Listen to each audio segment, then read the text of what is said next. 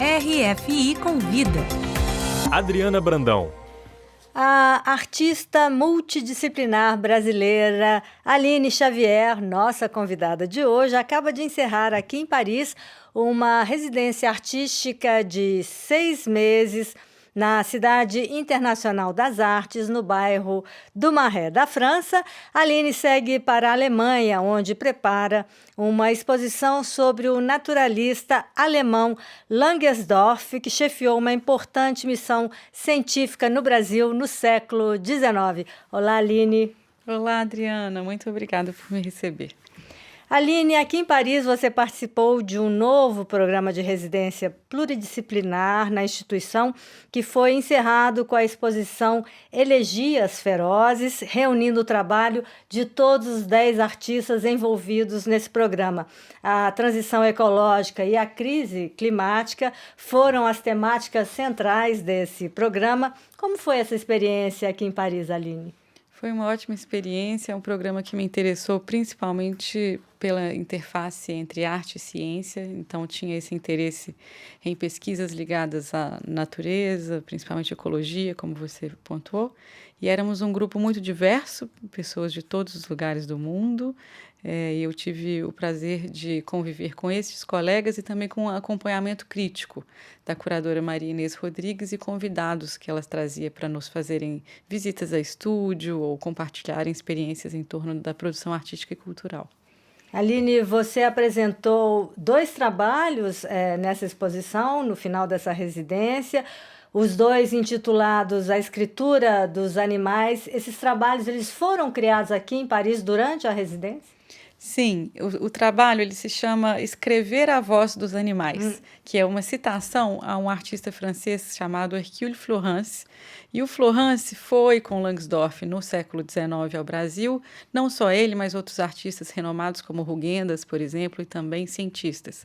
E uma vez lá, ele ficou impressionado com os sons dos animais que ouviu, principalmente na Amazônia, e criou esse invento, a zoofonia, que é uma maneira de anotar o canto dos animais. E isso quando não tinha gramofone, né, ou a bioacústica, que hoje é um campo da ciência, sequer existia. Então, eu parti desse invento, ou dessas anotações históricas do Florence para criar o meu trabalho. São 2 peças, uma delas é uma instalação de esculturas em madeira e a outra é uma performance. As 2 têm o mesmo título e fazem uma aproximação a essa ideia de anotar a voz dos animais. Então, nas esculturas em madeira, eu trabalhei com uma ideia que foi a dos armários normands, que são muito conhecidos aqui na França. Nessa exposição você recupera muito do patrimônio, como em outros trabalhos seus, quer dizer, o patrimônio está muito presente na sua obra. Né? Exato, é uma tentativa de me relacionar com a história e a cultura locais também. Então, parto de uma vontade de registro da nossa memória brasileira, mas em diálogo com o local. E aí aqui, então, eu resolvi trabalhar com essa antiguidade, que é um armário normand, que encontrei no bairro de Saint-Ouen. No Mercado das Pulgas? Sim, exato, no Mercado das Pulgas, que foi um grande prazer trabalhar nessa região que não é tão óbvia, né, ou tão... É uma região muito particular, assim, é um mundo muito particular. E lá encontrei essa antiguidade, que tem a mesma idade, praticamente, do que a invenção do Florence, e me deu não só os meios materiais, então eu pude encontrar madeiras lindíssimas, né? Como carvalho. Eu pude encontrar essas madeiras raras, né? Que são muito boas para esse tipo de escultura. E, ao fazer a forma da instalação, eu remeti, então, a essas anotações, porque ele usava pontos, assim, usa algumas claves de sol, 5 linhas, algumas... Como uma partitura. Uma partitura, mas uma partitura feita com elementos de madeira. Ali no seu trabalho sempre pluridisciplinar, mas é a primeira vez que você usa a música, porque na performance as pessoas tem músicos que tocam, que tentam reproduzir essas vozes dos animais brasileiros. Exato, sim, esse foi o primeiro trabalho que eu usei música. A ideia foi, primeiramente, pedir para que eles interpretassem as partituras históricas e depois eu recriei esse universo sonoro. Então, a gente partiu principalmente de arranjos para voz e sopro, porque né, tem muito canto de pássaro, mas tem também Os os sapos. sapos e a onça, que é muito interessante. E aí, a partir disso, eu fiz essa trilha e a minha ideia foi não exibi-la dentro da galeria, mas sim convidar as pessoas para um passeio. Então, o performer, né, ele segurava uma caixa de som e caminhava ali na beira do Sena para a gente fazer esses sons viajarem por Paris. Porque você fala, em algum momento, que a natureza em Paris ela está meio que presa, né? Então, isso é um jeito de levar essa natureza, de libertar essa natureza parisiense. Exato, exato. De trazer os nossos sons, né, para cá também, de transpor esses territórios e esses elementos. E um primeiro gesto, porque é isso, né? Fazer uma residência artística é fazer uma pesquisa. Então, a gente chega com algumas ideias, mas poucas certezas. E teve um momento que me perguntaram por que você não escreve partituras dos animais que você vai encontrar em Paris. Tentei fazer esse exercício de passear e pensar, que animais posso encontrar no maré? Pombos, né? O que eu vou ter aqui? E não era muito diverso, então... A partitura do pombo seria um tanto quanto minimalista, não é? Exato, exato. Então, por isso, a ideia acabou caminhando para isso. Aline, como você falou, o local, né, o local onde você está, o patrimônio, são características muito importantes da sua obra, mas a sua obra também ela tem um lado, vamos dizer, político, militante, de estar sempre alertando, né, principalmente para os riscos dessas mudanças climáticas. Sim, eu venho de uma trajetória de documentário e cinema, então essa ideia de catalogar ou de inventariar ideias permeia muito o meu trabalho. E quando eu olhei para essa história que foi a da expedição Langsdorff, o que me chamou a atenção foi essa riqueza na documentação da nossa exuberância natural brasileira, que é algo que já está perdido. Então, eu encontrei um Brasil que não existe mais, assim, a própria descrição desses animais ou as pinturas da floresta primária, o registro etnográfico, né, e também linguístico, muito, muito precioso. E aí foi isso que eu resolvi destacar. Então, em relação a esse projeto, né, eu viajei à Rússia, que é onde os arquivos da expedição... Projeto que você chama de contra-expedição. Exato, exato. Eu pensei, bom, se eles foram no século XIX ao Brasil, agora eu, como uma mulher do meu tempo, vou até os territórios que fizeram, né, essa expedição, ver o que eu encontro. Então, o que há de remanescente dessa história? E o mais óbvio foi ir a São Petersburgo, porque na época o czar russo financiou essa expedição. Então, a coleção de objetos, documentos que Se eu não me engano, essa documentação ficou perdida ou esquecida até 1930. Ela só foi redescoberta em 1930, justamente nos arquivos de São Petersburgo.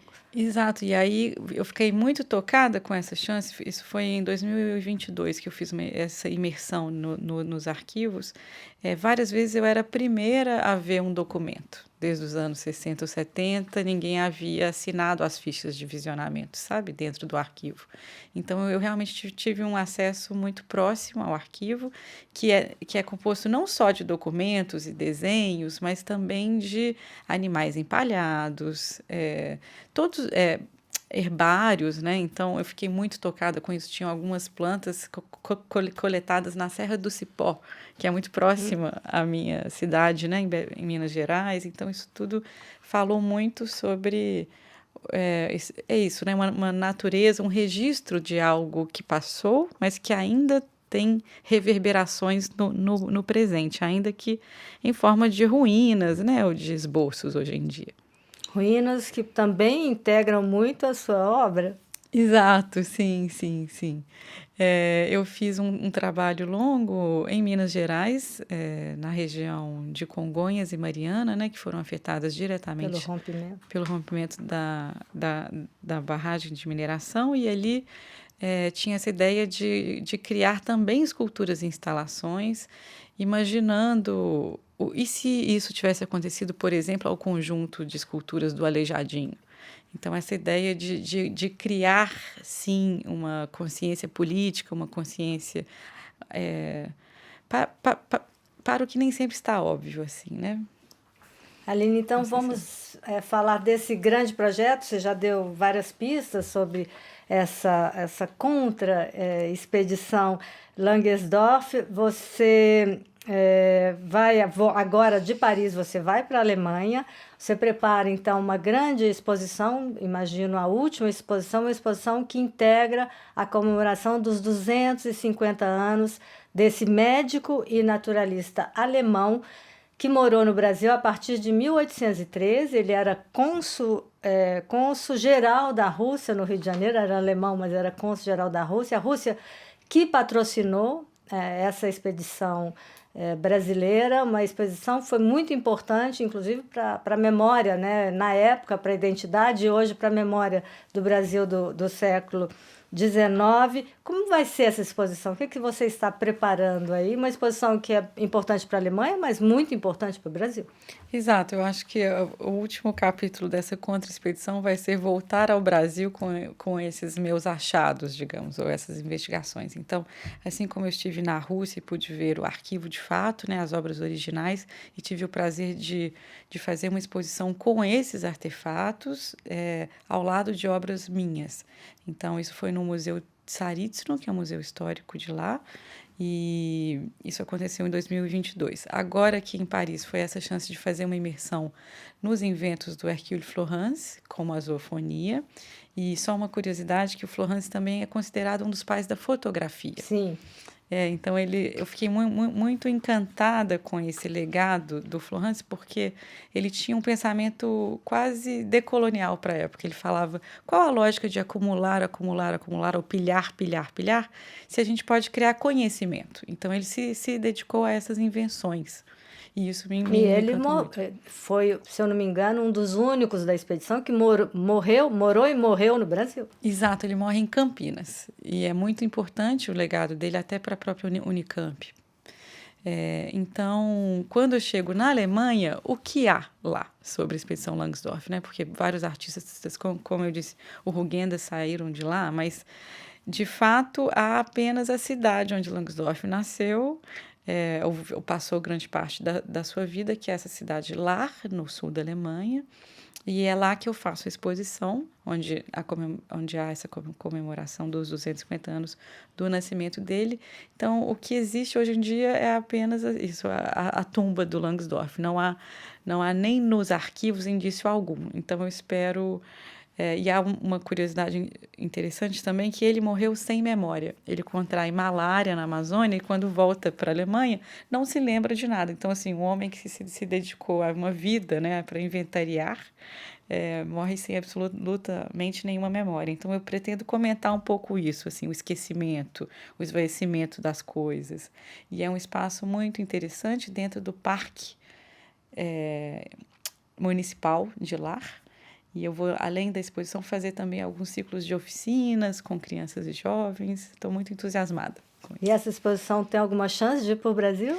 Espero que sim, é isso. Espero que sim, é o meu próximo plano.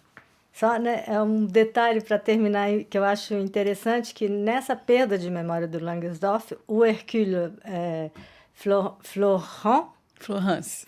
o Hercule Florence teve um papel fundamental. Foi ele, na verdade, que recuperou e que mandou toda essa documentação para a Rússia. Exato, ele termina, né, tecnicamente a expedição, fazendo todo esse inventário do que foi produzido e coletado. E eu acho que, quando ele faz isso, a gente entende também que esse ato de documentar ou inventariar é também um ato criativo. Então, eu me conecto muito com esse gesto. E aí, mesmo o meu tempo em Paris, quando eu resolvo trabalhar com essa região que é Saint-Ouen, eu fiz realmente uma imersão, assim, de procurar pessoas cuja história pessoal se confunde com a história do local, esses objetos, a presença da madeira ou da cultura francesa e, de alguma forma, brasileira, o que eu pude encontrar ali naquele contexto.